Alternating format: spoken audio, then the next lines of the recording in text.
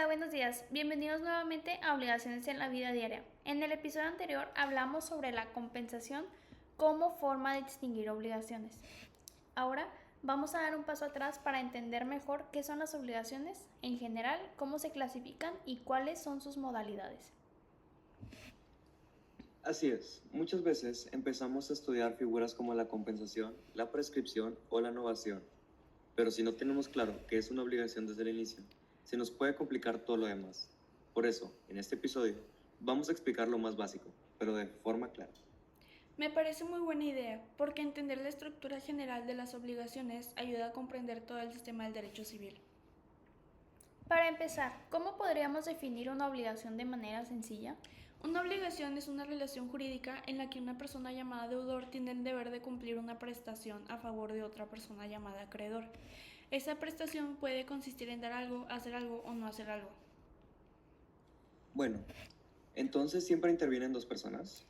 Sí, por lo menos debe ser un creador y un deudor. El acreedor es quien tiene el derecho de exigir y el deudor es quien tiene el deber de cumplir. Sin estos dos sujetos no puede existir una obligación. Pero bueno, ¿y de dónde nacen las obligaciones? Las obligaciones pueden nacer principalmente de los contratos, pero también de la ley, de los actos ilícitos y de otras funciones que reconoce el derecho civil. Por ejemplo, cuando alguien causa un daño, surge la obligación de repararlo aunque no exista un contrato previo. Bueno, ahora que ya entendemos qué es una obligación, ¿cómo se podrían clasificar? Las obligaciones se pueden clasificar de distintas formas. Una de las clasificaciones más básicas es según el tipo de prestación.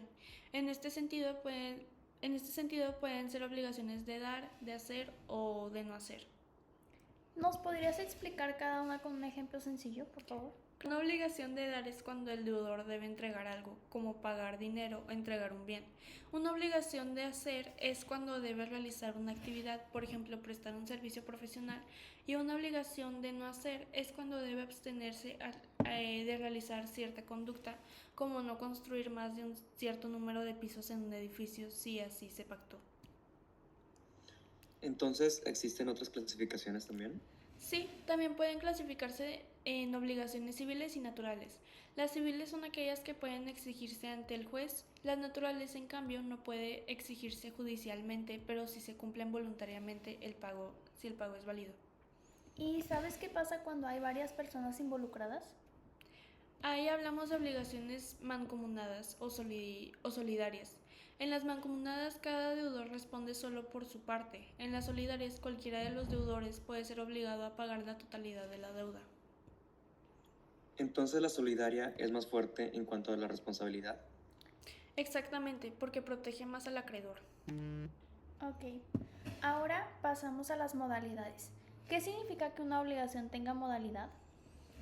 Significa que la obligación puede estar sujeta a ciertas circunstancias que afectan su existencia o su cumplimiento, como una condición o un plazo. ¿Y podría explicarnos primero qué es una condición?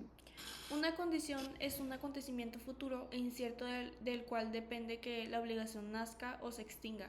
Por ejemplo, si alguien promete regalar un coche si la otra persona se gradúa, la obligación depende de un hecho que pueda o no ocurrir. ¿Y el plazo en el que se diferencia? El plazo también es un hecho futuro, pero a diferencia de la condición, el plazo es un hecho cierto. Sabemos que va a suceder, solo que no ha llegado el momento. Por ejemplo, pagar una deuda el 30 de marzo sabemos que ese día llegará. Entonces se podría decir que la condición es incierta y el plazo es cierto. Exactamente, esa es la diferencia principal. ¿Y existen otras modalidades? Sí, también podemos hablar de obligaciones alternativas y facultativas. En las alternativas, el deudor puede cumplir con una de varias prestaciones. En las facultativas solo hay una prestación debida, pero el deudor puede liberarse cumpliendo con otra distinta. Aunque parece un tema complejo, pero al explicarlo paso a paso se puede entender mejor. Así es, lo importante es identificar siempre que deben las partes, en el momento que deben cumplir y bajo qué condiciones. Después de este análisis podemos ver que las obligaciones no solo son conceptos teóricos, sino también estructuras jurídicas que se organizan la mayoría de las relaciones entre personas. Así que entender su clasificación y sus modalidades nos ayuda a analizar mejor cualquier caso práctico. porque primero debemos identificar qué tipo de obligación existe antes de pensar en su incumplimiento o en su extinción. Exactamente, si un estudiante comprende bien qué es una obligación, cómo se clasifica y qué modalidades puede tener, tendrá una base sólida para entender todo el derecho de las obligaciones. Agradecemos nuevamente la participación del experto y esperamos que este episodio les haya ayudado a reforzar los conceptos vistos en clase. Nos escuchamos en el próximo episodio de Obligaciones en la Vida Diaria.